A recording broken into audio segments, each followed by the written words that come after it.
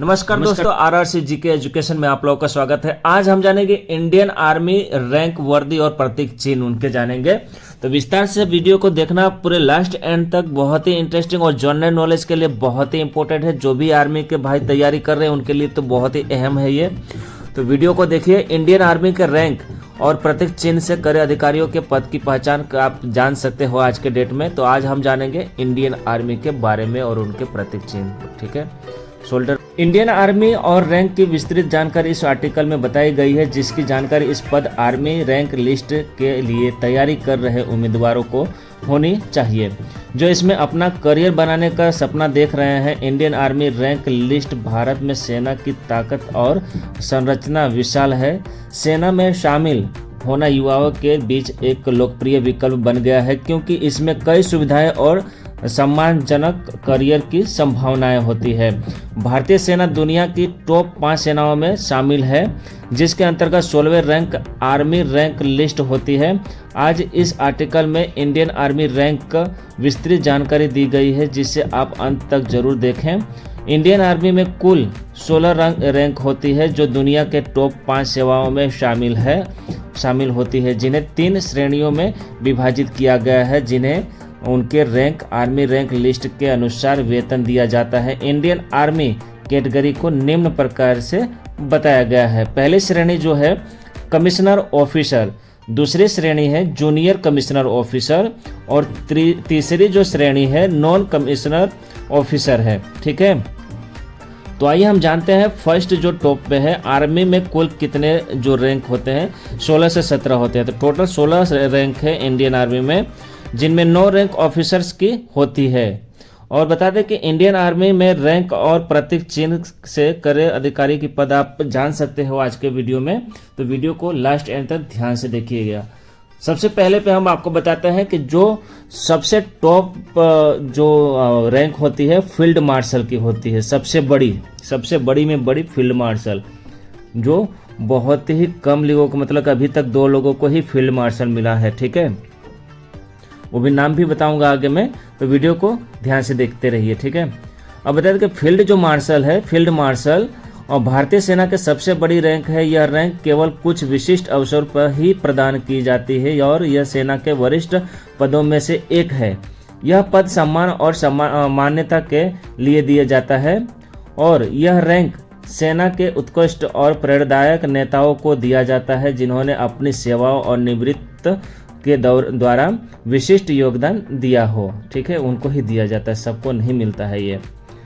तो ये आपको बता दें कि फर्स्ट नाम है फील्ड मार्शल जिनको मिला था, और ये फील्ड मार्शल के पद पे जो थे KM करियप्पा थे, ठीक है। कोदंद्रा मदप्पा करियप्पा, तो इनका पूरा नाम था। और सेकेंड पे सैम मानेकशॉ, तो इनके ऊपर तो मूवी भी बन चुकी है सैम मानेकशॉ ऊपर, सैम बहादुर के नाम से, ठीक है। तो ये 2 जनों को ये फील्ड मार्शल थे ये, ठीक है। सेकेंड ऊपर आते हैं जनरल। जनरल में ऐसा होता है कि जनरल इंडियन आर्मी की सबसे बड़ी रैंक है ये भी, जिसे जनरल के नाम से जाना जाता है। इनकी वर्दी पर 1 स्टार, क्रॉस्ड बटन और अशोक स्तंभ लगा होता है। इस पद पर अधिकारियों को 3 साल या फिर 62 साल की आयु तक जनरल रैंक दिया जाता है। इसके बाद इन्हें रिटायर कर दिया जाता है, ठीक है। अब आते हैं हम थर्ड नंबर पे। तीसरे नंबर पे आते हैं लेफ्टिनेंट जनरल। लेफ्टिनेंट जनरल में भारतीय सशस्त्र बलों में एक उच्च रैंक है। यह रैंक मेजर जनरल के ऊपर और जनरल के नीचे आता है। सेना में इस रैंक का उद्देश्य वरिष्ठ सैन्य निवृत्त को प्रदान करना है और महत्वपूर्ण सैन्य अभियानों और रणनीतियों का प्रबंधन करना है। लेफ्टिनेंट जनरल की पहचान के लिए दोनों शोल्डर जनरल जो मेजर जनरल पर अशोक स्तंभ, बैटन और तलवार का क्रॉस लगे होते हैं, ठीक है।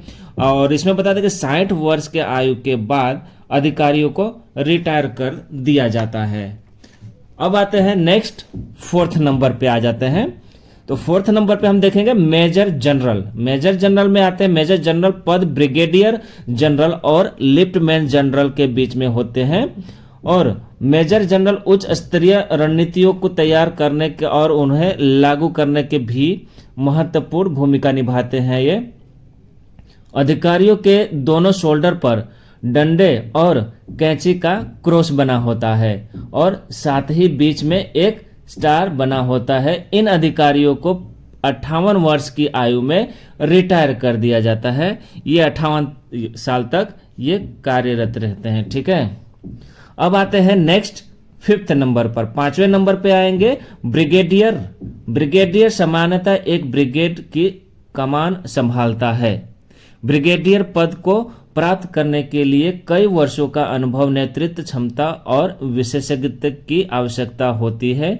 यह पद सेना में एक सम्मानजनक और चुनौतीपूर्ण भूमिका निभाता है।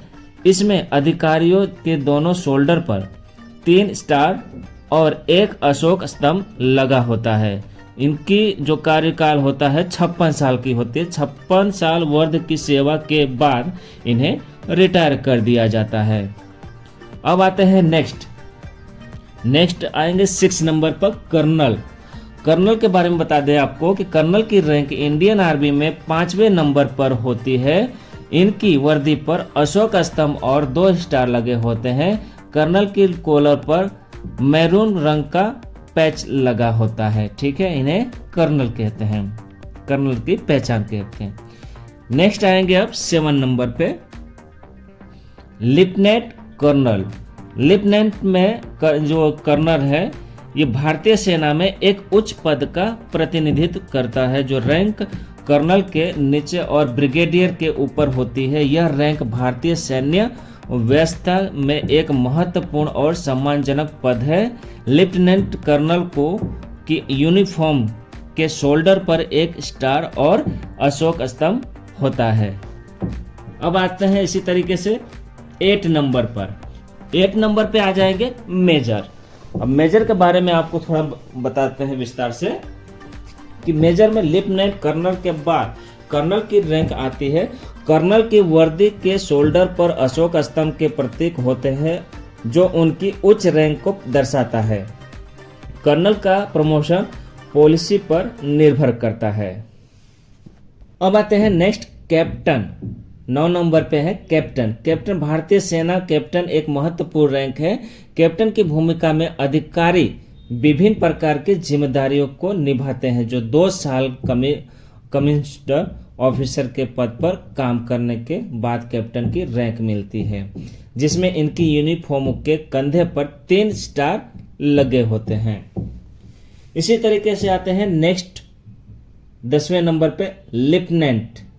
लेफ्टिनेंट जो है कमीशन रैंक पहला अधिकारी रैंक है। इस रैंक के अधिकारियों की वर्दी पर 2 सितारे होते हैं। लेफ्टिनेंट बनने के लिए भारतीय मिलिट्री अकादमी IMA या ऑफिसर्स ट्रेनिंग अकादमी OTA से प्रशिक्षण प्राप्त करना होता है। इनका प्रशिक्षण पूरा होने के बाद इन्हें लेफ्टिनेंट का रैंक दिया जाता है। बाद में इनके कार्य और अनुभव के आधार पर इनका प्रमोशन किया जाता है। इस तरीके से इनका भी काम कोई इजी तरीके से इनको रैंक नहीं मिल जाती, बहुत ही हार्ड रहता है दोस्तों। तो ये सब परीक्षा इनको पास करने के बाद, इनको अनुभव होने के बाद इन लोगों को रैंक मिलता है शोल्डर पे। ठीक है, जूनियर कमीशन ऑफिसर जो है इनको इस तरीके से रैंक अलग अलग प्रोवाइड किया जाता है इनके अनुभव और एग्जाम के बाद। नेक्स्ट आते हैं 11 नंबर पर सूबेदार मेजर। अब सूबेदार मेजर के बारे में जाने किस तरीके से इनको मिलता है rank. Junior commission officer JCO rank की सबसे ऊंचा पद सूबेदार मेजर का होता है। इनकी वर्दी के कंधे पर एक अशोक स्तंभ का प्रतीक होता है और नीचे एक पीली तथा लाल पट्टी लगी होती है। सूबेदार मेजर लेफ्टिनेंट के रैंक से नीचे होते हैं, लेकिन वे JCO रैंक में सबसे वरिष्ठ माने जाते हैं। ये 30 साल तक काम करते हैं, उसके बाद इन्हें रिटायर कर दिया जाता है।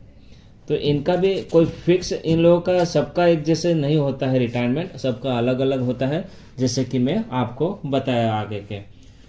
नेक्स्ट आएंगे 12 नंबर पे सूबेदार। सूबेदार की वर्दी पर 2 सितारे लगे होते हैं और 2 लाल पट्टियां के बीच एक पीली पट्टी लगी होती है, जो सूबेदार 28 साल तक अपनी सेवाएं देते हैं और उसके बाद ये रिटायर हो जाते हैं।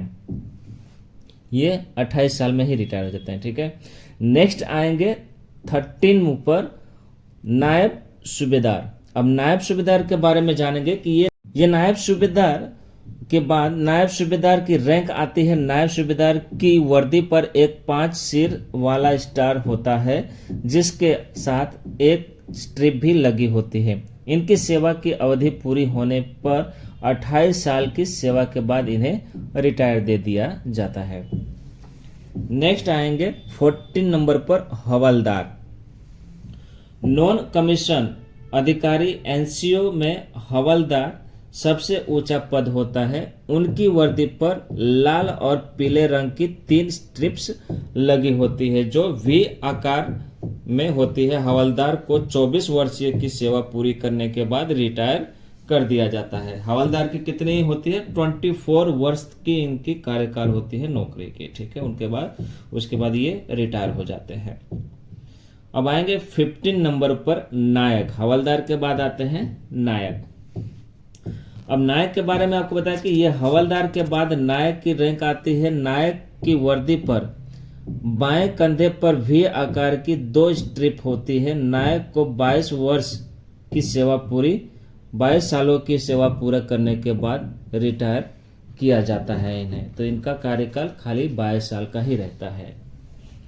अब आते हैं नेक्स्ट 16 नंबर पर लॉस नायक। लॉस जो नायक है, इनके बाद नायक के बाद लॉस नायक की रैंक आती है। ये छोटा लॉस नायक का होता है। इनके बाएं तरफ एक स्ट्रिप होती है। लॉस नायक को 22 वर्ष तक अपनी सेवाएं पूरी करने के बाद रिटायर कर दिया जाता है इनको।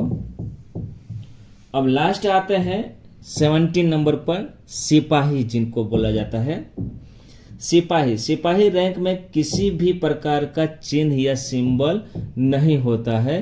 रेजिमेंट का सिंबल ही उनकी वर्दी पर होता है। रेजिमेंट का सिंबल खाली होता है उनकी वर्दी पर, ये रेजिमेंट का ही सिंबल खाली होता है। और बता दें कि सिपाही ये 20 वर्ष तक अपनी सेवाएं देकर रिटायर हो जाते हैं ये लोग। ठीक है, तो ओनली फॉर सिपाही 20 साल तक ही नौकरी दे पाते हैं ये आर्मी में।